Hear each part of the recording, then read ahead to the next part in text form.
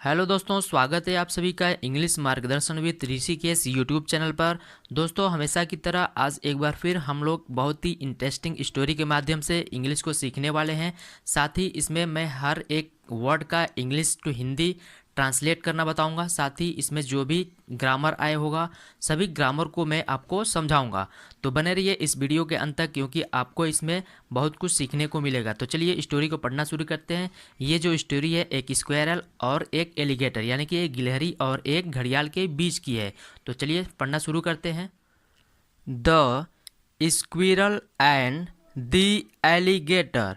Squirrel का मतलब होता है गिलहरी, एंड मतलब और, एलिगेटर का मतलब होता है घड़ियाल यानी कि गिलहरी और घड़ियाल। ये जो स्टोरी है एक गिलहरी और घड़ियाल के बारे में है। अब यहाँ देखिए द का यूज हुआ है और यहाँ पे भी द का यूज हुआ है। द का यूज करते हैं किसी नाउन के तुरंत पहले उस नाउन को विशेष या फिर खास बनाने के लिए। नाउन क्या होता है? नाउन जो होता है किसी व्यक्ति, वस्तु, स्थान, गुण, अवस्था के नाम को हम नाउन कहते हैं, या फिर अगर बिल्कुल सरल भाषा हम समझे तो किसी भी नाम को हम नाउन कहते हैं। तो यहाँ पे देखिए ये स्क्वेरल है, स्क्वेरल को हम स्क्वेरल नाम से जानते हैं, तो ये आपका नाउन हो गया। नाउन के पहले इसे विशेष बनाने के लिए द का यूज कर दिया गया, ठीक है। उसी तरह से यहाँ पे एलिगेटर है, एलिगेटर एक नाम है, ये नाउन हो गया। नाउन को विशेष बनाने के लिए द का यूज कर दिया गया, ठीक है। द यूज करके इसे विशेष बनाया जा रहा है कि हम ऐसे स्क्वेरल और एलिगेटर की बात कर रहे हैं जो इस स्टोरी में दी हुई है, ठीक है। तो ये एक विशेष प्रकार के हो गए। यहाँ पे देखिए इसे हम द पढ़ रहे हैं और इसे इसका जो उच्चारण है दी कर रहे हैं, ठीक है। इसका उच्चारण द और इसका उच्चारण दी किया जा रहा है। ऐसा क्यों है? ऐसा तब होता है, यहाँ पे देखिए दी का उच्चारण तब किया जाता है जब जिस वर्ड के पहले इसका यूज किया गया है अगर उस वर्ड का पहला अक्षर वॉवेल से शुरू हो रहा है, ठीक है। वॉवेल क्या होता है? इंग्लिश में 5 वॉवेल होते हैं, ए, ई, आई, ओ, यू। इन्हें हम वॉवेल कहते हैं यानी कि स्वर कहते हैं। तो अगर इन पांचों में से किसी एक से अगर ये वर्ड का शुरुआत हो रहा है तो इसे हम दी पढ़ेंगे, ठीक है। तो इसका देखिए इस वर्ड में पहला अक्षर क्या है? ए है। ए क्या है? आपका वॉवेल है यानी कि स्वर है, तो इसे हम दी पढ़ेंगे, ठीक है। ठीक उसी तरह से यहाँ पर देखिए इस वर्ड में पहला अक्षर क्या है? एस है। तो एस क्या है? आपका कॉन्सोनेंट है, ठीक है। कॉन्सोनेंट मतलब व्यंजन, तो इसे हम द पढ़ेंगे यानी कि वॉवेल से शुरू होने वाले शब्द के पहले अगर द का यूज हुआ है तो हम इसे दी पढ़ेंगे, ठीक है। और अगर कॉन्सोनेंट से शुरू होने वाले वर्ड के पहले इसका यूज किया गया तो इसे हम द पढ़ेंगे, ठीक है। अब यहाँ से देखते हैं अ लॉन्ग टाइम अगो। ध्यान दीजिएगा इसका जो सही प्रोनाउंसिएशन होता है अगो पढ़ते हैं, एगो नहीं बल्कि अगो, ठीक है। अ मीन्स एक, लॉन्ग मीन्स लंबा या फिर बहुत, टाइम मीन्स समय, अगो मीन्स पहले यानी कि बहुत समय पहले, ठीक है। There was a squirrel. There, there अभी मैं बता दे रहा हूँ कि देयर का यूज कैसे होता है और क्यों होता है, ठीक है। पहले आप इसका अर्थ समझ लीजिए। वॉच मीन्स था, अ मीन्स एक, स्क्विरल मीन्स गिलहरी यानी कि एक गिलहरी था। अब देखिए यहाँ पे देयर है। देयर का हम यूज करते हैं जब किसी सेंटेंस में कोई स्पष्ट सब्जेक्ट ना हो, ठीक है, तो हम सब्जेक्ट के जगह पे देयर का यूज करते हैं, ठीक है। या फिर अगर किसी चीज़ की मौजूदगी को दर्शाना हो, ठीक है, और उसमें सब्जेक्ट स्पष्ट ना हो तो हम उसकी शुरुआत देयर से करते हैं। तो यहाँ पे देखिए स्क्वेरल की मौजूदगी को दर्शा रहा है कि एक स्क्वेरल यानी गिलहरी थी, तो इसकी शुरुआत हम देयर से कर रहे हैं, ठीक है। अब यहाँ देखिए अ का यूज हुआ है, ठीक है। यहाँ पे द है और यहाँ पे अ है, ठीक है। इंग्लिश ग्रामर में 3 आर्टिकल होते हैं, ए, एन और द। आप लोग एग्जाम्पल के माध्यम से समझ लीजिए ताकि कोई डाउट ना रहे, ठीक है। यहाँ देखिए ए, एन, द, इन्हें हम इंग्लिश में आर्टिकल बोलते हैं, ठीक है। आर्टिकल नाम से जानते हैं। ए एन को इनडेफिनिट यानी कि अनिश्चित आर्टिकल बोलते हैं, ठीक है। जबकि द को डेफिनिट आर्टिकल यानी कि निश्चित आर्टिकल बोलते हैं। अब ये जो आर्टिकल, तीनों आर्टिकल है, इसका यूज हम नाउन के पहले करते हैं, ठीक है। तो ए एन को हम अनिश्चित आर्टिकल इसलिए बोलते हैं क्योंकि यह ऐसे नाउन के पहले यूज होता है जिस नाउन के बारे में हमें पहले से कोई जानकारी ना हो, यानी कि जो नाउन अनिश्चित हो उसके आगे अनिश्चित आर्टिकल ए एन का यूज़ करेंगे, ठीक है। यानी कि ऐसा नाउन जिसके बारे में हम पहली बार बात कर रहे हैं उसके बारे में पहले से कोई जानकारी ना हो तो ऐसे नाउन के आगे ए एन का यूज़ करेंगे, ठीक है। जबकि दो को निश्चित आर्टिकल इसलिए बोलते हैं क्योंकि यह निश्चित नाउन के लिए यूज़ किया जाता है, यानी कि ऐसा नाउन जिसके बारे में हमें पहले से जानकारी हो और जिसके बारे में हम दोबारा से बात करेंगे तो उसके बारे में हम उसके लिए हम द का यूज़ करेंगे, ठीक है। या फिर ऐसा नाउन अगर हम पहली बार ही उसके बारे में बात कर रहे हैं, लेकिन अगर उसे विशेष या फिर खास बनाना हो तो उसके आगे हम द का यूज कर सकते हैं, ठीक है। उसी तरह से यहाँ पे जो द का यूज किया गया है इसे विशेष बनाने के लिए यूज किया गया है। और यहाँ पे जो स्क्वेरल के पहले ए का यूज किया गया है, ये पहली बार सेंटेंस में बात हो रही है, तो इसलिए इसके आगे हम ए का अनिश्चित आर्टिकल का यूज़ किया। अब जब भी स्क्वेरल का बात की जाएगी तो उसके आगे हम द का यूज़ करेंगे, ठीक है। यानी कि एक गिलहरी थी, who lived on an apple tree. Who means जो, लिव्ड मीन्स रहती थी, लिव होता है फर्स्ट फॉर्म, लिव मीन्स रहना, लिव्ड मीन्स रहती थी, ऑन मीन्स पर, ऑन मीन्स एक, एप्पल मीन्स सेब, ट्री मीन्स पेड़, यानी कि जो एक सेब के पेड़ पर रहता था, ठीक है। अब यहाँ पे देखिए हु आया है, हु को हम इंग्लिश में प्रोनाउन बोलते हैं, ठीक है। प्रोनाउन क्या होता है? जो नाउन के बदले बोला जाए, ऐसा शब्द जो नाउन के बदले प्रयोग किया जाए। तो यहाँ देखिए ये नाउन है, स्क्वेरल नाम है, तो इसे हम नाउन बोलेंगे। तो नाउन के बदले में यूज किया गया हु। कैसे इसके बदले में है? जैसे देखिए हु जो सेब के पेड़ पे रहता था। कौन सेब के पेड़ पे रहता था? स्क्वेरल रहता था। तो ये किसके लिए यूज हुआ है? स्क्वेरल के बदले। यहाँ पे हम स्क्वेरल ना लिख के हु कर दिए, ठीक है। तो ये स्क्वेरल के बदले यूज हुआ है, तो इसलिए ये प्रोनाउन हो गया, यानी कि जो नाउन के बदले यूज हो उसे हम प्रोनाउन कहेंगे, ठीक है। अब देखिए हु को हम कौन भी बोलते हैं और जो, इसका एक अर्थ होता है जो और एक दूसरा अर्थ होता है जो। अगर जिसके बारे में हम बात कर रहे हैं और उसके बारे में कुछ एक्स्ट्रा चीज़ बताना हो तो उसके लिए हम इसका अर्थ जो पढ़ते हैं, ठीक है। यानी कि देखिए एक स्क्वेरल रहती थी, अब इसके बारे में एक्स्ट्रा चीज़ बताया जा रहा है कि वो सेब के पेड़ पर रहती थी, तो इसका अर्थ होगा जो। जब सब्जेक्ट या फिर नाउन के बाद इसका यूज करेंगे तो इसे हम जो पढ़ेंगे, ठीक है। जैसे यहाँ देखिए ये नाउन है, नाउन के बाद इसका यूज हुआ है तो इसे हम जो पढ़ेंगे, ठीक है। अब यहाँ देखिए ऑन और इन, ऑन और इन को हम प्रीपोजिशन बोलते हैं। प्रीपोजिशन क्या होता है? प्रीपोजिशन वह शब्द होता है जो नाउन या प्रोनाउन के पहले यूज किया जाता है, ठीक है। जो नाउन या प्रोनाउन के पहले यूज किया जाता है, नाउन या प्रोनाउन का संबंध सेंटेंस के अन्य शब्दों से दर्शाता है, ठीक है। तो इसे हम प्रीपोजिशन बोलेंगे दोनों को, ठीक है। तो अब यहाँ देखिए हम ऑन का यूज करते हैं, ऑन का मतलब पर, इन का मतलब में। ऑन यूज करते हैं किसी चीज़ के बिल्कुल ऊपर, यानी कि सरफेस पे के बारे में बात करनी है, ठीक है। यानी कि जब सरफेस की बात करेंगे या फिर बिल्कुल टॉप की, तो वहाँ पे हम ऑन का यूज़ करेंगे। और इन का यूज़ करते हैं किसी चीज़ के अंदर या फिर भीतर। तो ये देखिए उनका जो घर था वो सेब के पेड़ में था, ठीक है। तो यहाँ पे इन का यूज़ करना ज़्यादा उचित होगा, ठीक है, क्योंकि उनका घर था तो पेड़ के अंदर ही होगा, किसी शाखा वगैरह पे, बिल्कुल टॉप पे तो होगा नहीं। टॉप पे होता तो हम ऑन यूज़ करते, अगर इन यूज़ करेंगे तो मतलब अंदर कहीं होगा, घर है तो अंदर ही होगा, तो यहाँ पे इन का यूज़ करना ज़्यादा उचित होगा, ठीक है। अब यहाँ से देखते हैं, he was very happy. He means वह, वॉज मीन्स था, वेरी मीन्स बहुत, हैप्पी मीन्स खुश, यानी कि वह बहुत खुश था, ठीक है। इसका ध्यान दीजिएगा, हम इसे वॉज नहीं पढ़ते, इसे सही प्रोनाउंसिएशन करेंगे वॉज, वॉज, ठीक है। अब यहाँ से देखते हैं, एवरी डे, एवरी मतलब होता है प्रत्येक, डे मीन्स दिन, यानी कि प्रत्येक दिन। He would play with the birds. He means वह, वुड विल का पास्ट रूप होता है वुड, प्ले मतलब खेलता था, विद मतलब के साथ, द बर्ड्स मीन्स चिड़ियों के साथ। देखिए ये बर्ड है, बर्ड के ये नाउन है, बर्ड को हम बर्ड नाम से जानते हैं, तो ये नाउन हो गया। जब नाउन के लास्ट में यस या ईएस जोड़ देते हैं तो वो प्लूरल हो जाता है, यानी कि वो एक से अधिक हो जाता है, ठीक है। बर्ड मीन्स एक चिड़िया, बर्ड्स मीन्स एक से अधिक चिड़िया, ठीक है। यानी कि एवरीडे मतलब प्रत्येक दिन वह चिड़ियों के साथ खेला करता था, ठीक है। अब यहाँ देखिए वुड आया है, वुड जो होता है विल का पास्ट रूप होता है, ठीक है। विल का यूज़ करते हैं हम फ्यूचर की बातें करने के लिए, वुड का यूज़ करते हैं हम पास्ट की हैबिट्स की बातें करने के लिए, यानी कि भूतकाल की आदतों की बारे में बात करने के लिए वुड का यूज़ करते हैं, ठीक है। तो वह चिड़ियों के साथ खेला करता था, ठीक है। तो ये उसकी आदत हो गई पास्ट की। एक होता है यूज्ड टू, एक होता है वुड। यूज टू का भी हम यूज़ करते हैं पास्ट की बातों की, यानी कि पास्ट की हैबिट के बारे में बात करने के लिए, और वुड का भी यूज़ करते हैं हम पास्ट की हैबिट की बात करने के लिए, ठीक है।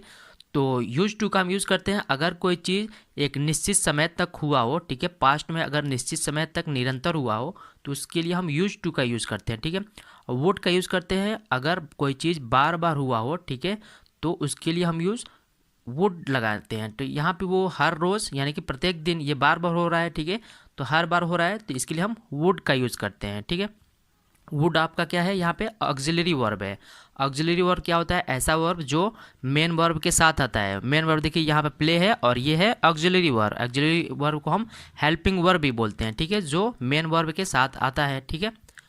अब यहाँ से देखते हैं, and other animals who came to the tree for shelter and means और अदर मतलब दूसरे, एनिमल्स मतलब जानवर, यानी कि और दूसरे जानवर। यहाँ पे देखिए एनिमल है, एनिमल मतलब एक जानवर, जब नाउन के लास्ट में यस या ईएस जोड़ देंगे तो वो एक से अधिक हो जाएगा, तो यानी कि एक से अधिक जानवर, यानी कि और जब दूसरे जानवर, हु मीन्स जो, केम मतलब आते थे, टू द ट्री यानी कि पेड़ पर, फॉर शेल्टर, फॉर मतलब के लिए, शेल्टर मतलब निवास के लिए या फिर आश्रय के लिए, यानी कि और दूसरे जानवरों के साथ जो पेड़ पर निवास के लिए या फिर आश्रय के लिए आते थे।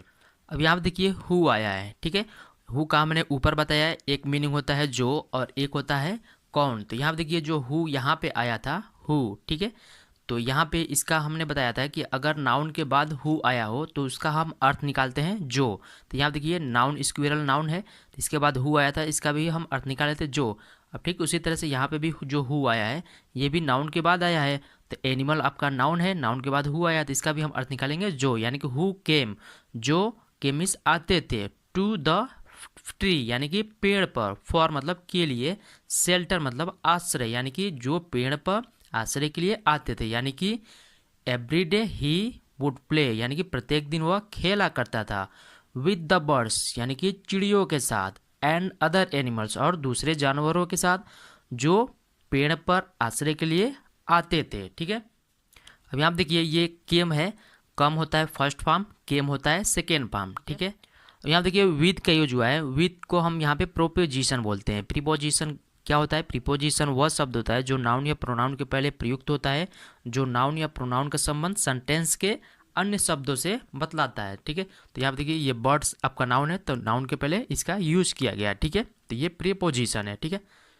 अब यहाँ से देखते हैं, in the river lived a cunning alligator, in मतलब में, द रिवर यानी कि नदी में, लिव्ड मतलब रहता था, लिव होता है फर्स्ट फॉर्म, लिव मतलब रहना, लिव्ड है सेकेंड फॉर्म यानी कि रहता था, अ मीन्स एक, कनिंग, कनिंग का मतलब होता है जैसे कि चालाक, जैसे क्लेवर है वैसे कनिंग है। एलिगेटर मतलब घड़ियाल, यानी कि नदी में एक चालाक घड़ियाल रहता था, ठीक है। यह पास्ट इंडेफिनिट टेंस है, पास्ट इंडेफिनिट टेंस को बनाने का जो रूल होता है, सब्जेक्ट प्लस वर्ब का सेकेंड फॉर्म प्लस ऑब्जेक्ट। यहाँ पे देखिए वर्ब का सेकेंड फॉर्म लगा है, लिव होता है फर्स्ट फॉर्म, लिव होता है सेकेंड फॉर्म। अब यहाँ पे देखिए कनिंग यूज हुआ है, कनिंग मतलब होता है चालाक, और एक और इसका वर्ड होता है क्लेवर, क्लेवर का मतलब भी चालाक होता है। तो कनिंग और क्लेवर में अंतर क्या है, अब देखिए कनिंग का यूज़ कब करते हैं और क्लेवर का यूज़ कब करते हैं। कनिंग का यूज़ तब करते हैं जब कोई अपनी बुद्धिमानी का प्रयोग दूसरों को नुकसान पहुंचाने हेतु करे, ठीक है, अर्थात जब निगेटिव सेंस में हमें इसका यूज़ करना हो, ठीक है, तो हम कनिंग का यूज़ करेंगे, और जब कोई अपनी बुद्धिमानी का प्रयोग अच्छे काम के लिए करे या फिर पॉजिटिव सेंस में करे तो उसे हम क्लेवर यूज़ करेंगे। तो ये एलिगेटर था, तो एलिगेटर जो था वो उसको नुकसान पहुंचाने के बारे में सोचता था, ठीक है, तो इसलिए हम इसका यहाँ पे कनिंग यूज किए हैं, ठीक है।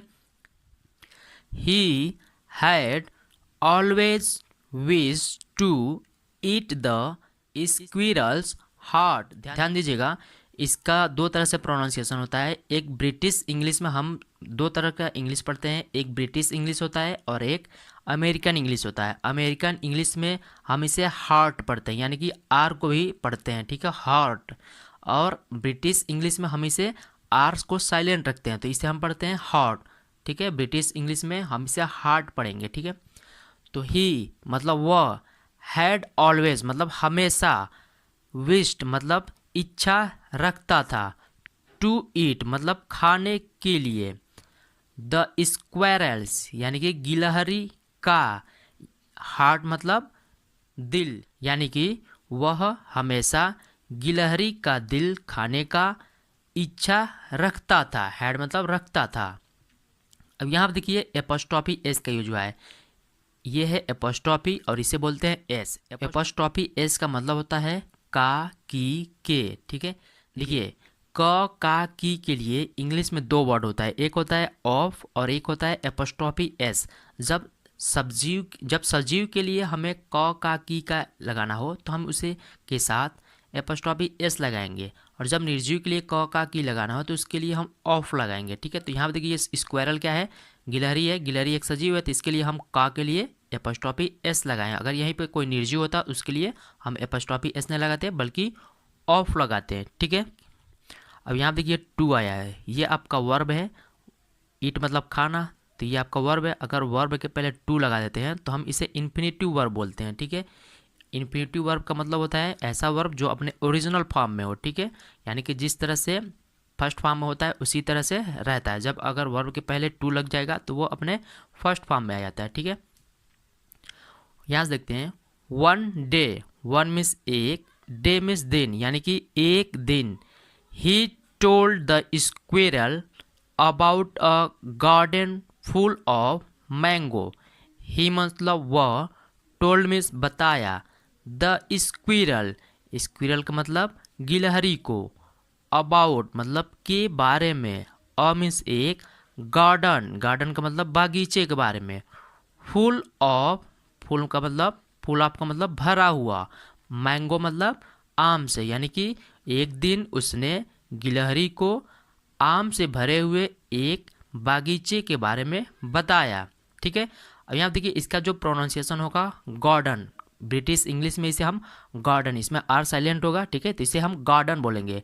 और अगर अमेरिकन प्रोनाउंसिएशन की बात करें तो उसमें हम आर को भी प्रोनाउंस करते हैं, तो उसमें हम गार्डन बोलेंगे। ठीक है, अब यहाँ देखिए टोल्ड लिखा हुआ है, ये आपका पास्ट इंडेफिनिट टेंस है। पास्ट इंडेफिनिट टेंस में वर्ब का सेकंड फॉर्म होता है, टेल होता है फर्स्ट फॉर्म, टेल मतलब बताना, टोल्ड सेकंड फॉर्म, यानी कि उसने बताया। ठीक है, यहाँ देखिए स्क्वेरल, हमने बताया जब स्क्वेरल के बारे में हम पहली बार जब बात किए थे ऊपर, तो उसके लिए हम ए का यूज़ किए थे। ठीक है, यानी कि जिसके बारे में हम पहली बार अगर बात करेंगे नाउन के बारे में तो उसके लिए हम हमेशा ए का यूज़ करेंगे। ठीक है, यहाँ पर देखिए ये स्क्वेरल आया था, पहली बार इसके बारे में बात किए थे तो इसके लिए हम ए का यूज़ किए थे। अब जब भी स्क्वेरल आएगा तो उसके लिए हम द का यूज़ करेंगे।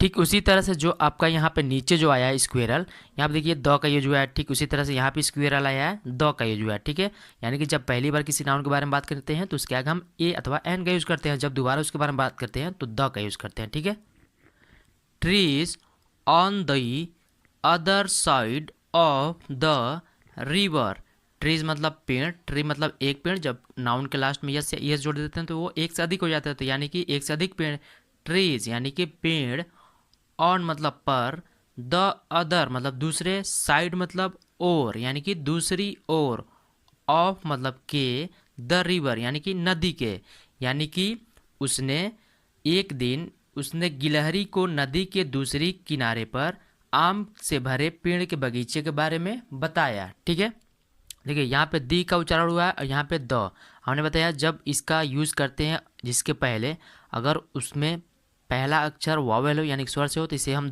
दी पढ़ेंगे। ठीक है, इसके पहले इसका यूज हुआ है तो यहाँ पे देखिए इसका पहला अक्षर क्या है, ओ है, ओ क्या है, वावेल है, तो वावेल से शुरू हो रहा है तो इसका हम उच्चारण करेंगे दी। अब यहाँ पे देखिए इसका यूज हुआ है इसके पहले, रिवर के पहले, तो रिवर का पहला अक्षर क्या है, और है, और क्या है, कॉन्सोनेंट है, तो इसे हम पढ़ेंगे द। ठीक है, since the garden was across the river, since मतलब होता है चूंकि। ठीक है, द गार्डन, गार्डन मतलब बगीचा, वॉज मीन्स था, अक्रॉस, अक्रॉस मतलब होता है पार। ठीक है, यानी कि के पार, द रिवर यानी कि नदी के पार, चूंकि बागीचा नदी के पार था। The alligator offered to carry the squirrel on his back. The alligator, alligator मतलब घड़ियाल, ऑफर्ड, ऑफर का मतलब होता है पेशकश करना या फिर प्रस्ताव रखना, यानी कि एलिगेटर ने प्रस्ताव रखा, टू कैरी, कैरी मतलब ढोने के लिए या फिर ले जाने के लिए, कैरी मतलब होता है ढोना या फिर ले जाना, द स्क्वेरल, स्क्वेरल मतलब गिलहरी को, ऑन मतलब पर, हिज मीन्स अपने, बैक मतलब पीठ पर। देखिए बैक का मतलब पीछे भी होता है, बैक का मतलब पीठ भी होता है, ठीक है, यानी कि पिछला भाग। तो जो इंग्लिश वर्ड होता है उसका हिंदी में कई अर्थ होता है, तो कौन से वर्ड का कौन सा अर्थ होगा उसे हम सेंटेंस के बेस पर निकालते हैं उसका, ठीक है। तो यहाँ पे जो बैक का अर्थ आएगा पीछे या फिर पीठ आएगा, ठीक है, उसने अपने पीछे या फिर पीठ पर ले जाने की पेशकश की, यानी कि जो घड़ियाल था, घड़ियाल ने गिलहरी को अपनी पीठ पर ले जाने की पेशकश की, ठीक है। अब यहाँ पे देखिए कैरी है, ये कैरी आपका वर्ड है, कैरी मतलब ले जाना या फिर ढोना। तो जब वर्ब के पहले टू यूज होता है तो इसे हम इन्फिनिटिव वर्ब बोलते हैं। इन्फिनिटिव वर्ब वो होता है जो अपने मूल रूप में होता है, यानी कि फर्स्ट फॉर्म में होता है। तो कैरी फर्स्ट फॉर्म में होता है, ठीक है, तो इसके पहले टू यूज लगा के इसके फर्स्ट फॉर्म में बना दिया गया, ठीक है। यहाँ पे देखिए ऑन का यूज हुआ है, ऑन को हम प्रीपोजिशन बोलते हैं। प्रीपोजिशन क्या होता है? प्रीपोजिशन वह शब्द होता है जो नाउन या प्रोनाउन के पहले प्रयुक्त होकर नाउन या प्रोनाउन का संबंध सेंटेंस के अन्य शब्दों से बतलाता है, ठीक है। तो ऑन है, ऑन का हम यूज़ करते हैं किसी चीज़ की बिल्कुल सरफेस, यानी कि ऊपर की बात करना हो पर के अर्थ में, तो हम ऑन का यूज़ करते हैं, ठीक है। तो ये है ऑन हिज बैक, यानी कि उसके पीठ पर। तो पीठ पर बिल्कुल सरफेस की बात कर रही है, उसके ऊपर की, तो इसलिए यहाँ पे ऑन का यूज़ किया गया, ठीक है। When they reached the middle of the river, when मतलब जब, they means वे, reached मतलब पहुंच गए, reach मतलब होता है पहुंचना, सेकेंड फॉर्म होता है reached यानी कि पहुंच गए। द मिडल, मिडल मतलब होता है बीच में, ऑफ मतलब के, द रिवर यानी कि नदी के, यानी कि जब वे नदी के बीच में पहुंच गए। The alligator spoke of his plan. The alligator मतलब घड़ियाल, spoke of मतलब बताया, his मतलब अपने, plan मतलब योजना, यानी कि जब वे नदी के बीच में पहुंच गए तो घड़ियाल ने अपनी योजना को बताया। अब यहाँ पे देखिए वेन का यूज हुआ है। वेन को हम बोलते हैं कंजंक्शन। कंजंक्शन क्या होता है? कंजंक्शन ऐसा शब्द होता है जो दो या दो से अधिक वर्ड्स को या फिर फ्रेज को या फिर क्लॉज को या सेंटेंस को जोड़ने का काम करता है, ठीक है। वेन मतलब होता है जब। देखिए जब के लिए दो इंग्लिश में वर्ड होता है, एक होता है वेन, एक होता है वाइल, ठीक है। तो वेन का यूज़ कब करते हैं और वाइल का यूज़ कब करते हैं, मैं इसे आपको सेंटेंस के माध्यम से आपको समझा दे रहा हूँ। एक एग्जांपल देखिए यहाँ पे, वाइल मतलब भी जब होता है, वेन मतलब भी जब होता है। इनका काम होता है दो फ्रेज, दो क्लॉज या फिर दो सेंटेंस को जोड़ने का काम होता है, यानी कि जब के अर्थ में, ठीक है। तो यहाँ पे देखिए वाइल का यूज़ तब करते हैं जब दो कार्य साथ साथ हो रहे हैं। जाहिर सी बात है दो सेंटेंस होगा तो उसमें दो कार्य हो रहा होगा, ठीक है। तो अगर दोनों कार्य साथ साथ हो रहे हैं तो उसको जोड़ने के लिए हम वाइल का यूज़ करेंगे। और वेन का यूज़ कब करेंगे? जब एक कार्य के समाप्ति के बाद दूसरा कार्य शुरू हो, यानी कि दो सेंटेंस होगा और अगर दोनों में दो कार्य हो रहा होगा तो एक कार्य समाप्ति हो रहा होगा तब दूसरा काम शुरू हो रहा हो, तो उसको जोड़ने के लिए हम वेन का यूज़ करेंगे, ठीक है। यहाँ पे एग्जांपल देखिए, पुट ऑफ द टैप यानी कि नल को बंद कर दीजिए। वाइल मतलब जब, ब्रशिंग योर टीथ यानी कि जब आप अपने दांतों को साफ कर रहे हैं, यानी कि जब आप अपने दांतों को साफ कर रहे हैं तो नल को बंद रखिए, ठीक है। यहाँ पे देखिए दो काम हो रहा है, इसमें दो क्लॉज है, एक है पुट ऑफ द टैप यानी कि नल को बंद रखिए और एक है ब्रशिंग योर टीथ अपने दांतों को साफ करते हुए। तो इन दोनों को जोड़ने के लिए हम वाइल का यूज़ किए हैं। क्यों किए हैं? क्योंकि एक काम ये है ब्रश करना और एक काम है पुट ऑफ यानी कि बंद करना। दोनों काम साथ साथ हो रहा है। कैसे हो रहा है? जैसे जब आप ब्रश कर रहे हैं तो उसी समय आपको नल को बंद करना है, ठीक है। जब आप अपने दांतों पे ब्रश कर रहे हो तो नल को खोले नहीं रखना है, ठीक है, यानी कि पानी बर्बाद नहीं करना है। जब आप ब्रश कर रहे हो तो नल को बंद रखें, ठीक है। ये कह रहा है कि ब्रश करते हुए नल को बंद रखना है, दोनों काम साथ साथ हो रहे हैं। अब यहाँ पे देखिए इसलिए यहाँ पे वाइल का यूज किया। अब यहाँ पे देखिए द स्टूडेंट स्टूड अप यानी कि विद्यार्थी खड़े हुए। व्हेन द टीचर केम जब अध्यापक आए, ठीक है, यानी कि जब अध्यापक आए तो विद्यार्थी खड़े हुए। यहाँ पे देखिए इसमें भी दो काम हो रहा है, एक टीचर के आने का और एक बच्चे का खड़े होने का, यानी कि जब एक काम समाप्त हो रहा है तो दूसरा काम शुरू हो रहा है, यानी कि टीचर आए, ठीक है, उसके बाद बच्चे खड़े हुए हैं। तो इसको जोड़ने के लिए व्हेन का यूज़ किए हैं, ठीक है। या आपको समझ में आ गया होगा, जब दोनों काम साथ साथ चल रहा हो तो उसमें जब के लिए जोड़ने के लिए वाइल यूज़ करेंगे। जब दोनों काम, एक काम के समाप्ति के बाद दूसरा काम शुरू हो तो हम उसे जोड़ने के लिए व्हेन का यूज़ करेंगे, ठीक है। तो उसी तरह से इसमें जो व्हेन का यूज़ किया गया है, इसमें एक काम के समाप्ति के बाद दूसरा काम शुरू हो रहा है। कैसे शुरू हुआ, देखिए, जब वे नदी के बीच में पहुँचे तब जो एलिगेटर था उसने अपने प्लान को बताया, यानी कि नदी में पहुंचने के बाद बताया, ठीक है। तो एक काम शुरू हो रहा है नदी में पहुंचने का, और ये जैसे ही ख़त्म हुआ उसके बाद से दूसरा काम शुरू हुआ बताने का, ठीक है। तो इसे जोड़ने के लिए व्हेन का यूज़ किया गया, ठीक है। द स्क्वेरल रिमेन काम and said that he had left his heart on the Apple tree and means और सेड मीन्स कहा। ध्यान दीजिएगा, इसे का जो सही प्रोनाउंसिएशन होता है सेड बोलते हैं, ठीक है, सैड नहीं बोलते हैं। सैड अगर प्रोनाउंसिएशन करेंगे तो वो उसका स्पेलिंग दूसरा होता है, SAD को हम सैड बोलते हैं। सैड मतलब दुखी या फिर उदास, इसे बोलते हैं सेड। सेड मतलब कहा, से होता है फर्स्ट फॉर्म, सेकेंड फॉर्म होता है सेड, ठीक है। एंड मतलब और, सेड मीन्स कहा, दैट मीन्स की, ही मतलब उसने, हैड लेफ्ट, लेफ्ट मतलब छोड़ दिया था, हिज मतलब अपने, हार्ट मतलब दिल को, ऑन मीन्स पर, दी एप्पल ट्री, एप्पल मतलब सेब, ट्री मतलब पेड़, यानी कि सेब के पेड़, और कहा कि उसने अपनी दिल को सेब के पेड़ पर छोड़ दिया था, ठीक है। अब यहाँ पे देखिए दैट आया है। दैट का दो मीनिंग होता है, ठीक है। दैट मतलब वह भी होता है, दैट मतलब की भी होता है। इसे की कब पढ़ेंगे, जब इसका यूज हम वर्ब या फिर एडजेक्टिव या फिर नाउन के बाद इसका यूज़ करेंगे तो हम इसका जो हिंदी मीनिंग निकालेंगे की निकालेंगे। तो यहाँ पर देखिए इसका यूज हुआ है वर्ब के बाद, सेड। सेड क्या है, वर्ब है। से मतलब कहना, सेड मतलब कहा, ये वर्ब है। वर्ब के बाद इसका यूज हुआ है तो इसका हम मीनिंग निकालेंगे की, यानी कि उसने कहा की, ठीक है। तो दैट आपका क्या है, कंजंक्शन है। कंजंक्शन का काम होता है दो क्लॉज या दो फ्रेज या फिर दो सेंटेंस को जोड़ने का काम करता है, ठीक है। एज सुन एज का मतलब होता है जैसे ही, ठीक है। एज सुन एज आपका एक फ्रेज है, इसका जो मीनिंग होता है जैसे ही। दे मतलब वे, रिटर्न मतलब वापस हुए। रिटर्न होता है फर्स्ट फॉर्म, रिटर्न होता है सेकेंड फॉर्म। ये आपका पास्ट इंडेफिनिट टेंस है। पास्ट इंडेफिनिट टेंस में वर्ब का सेकेंड फॉर्म लगता है। रिटर्न मतलब वापस होना, रिटर्न मतलब वापस हुए। टू द ट्री यानी कि पेड़ पर, यानी कि जैसे ही वे पेड़ पर वापस गए, ठीक है। The squirrel climbed up, the squirrel मतलब गिलहरी, क्लाइम्ड मतलब होता है चढ़ना, अप मतलब ऊपर, यानी कि गिलहरी ऊपर चढ़ गया, यानी कि जैसे ही वे पेड़ के पास पहुंचे गिलहरी ऊपर चढ़ गया। And said that, and means और, सेड मीन्स कहा, दैट मीन्स की, the alligator was a fool to have believed him.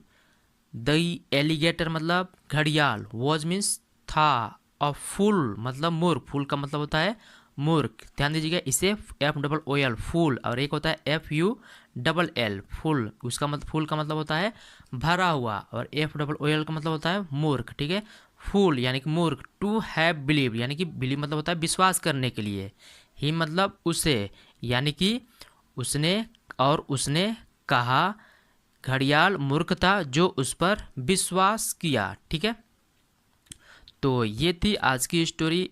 आशा करता हूँ आप लोग को इस स्टोरी में बहुत कुछ सीखने को मिला होगा। तो इसी तरह से इंग्लिश स्टोरी के माध्यम से इंग्लिश को सीखने के लिए चैनल को लाइक और सब्सक्राइब कर लीजिए। Thank you.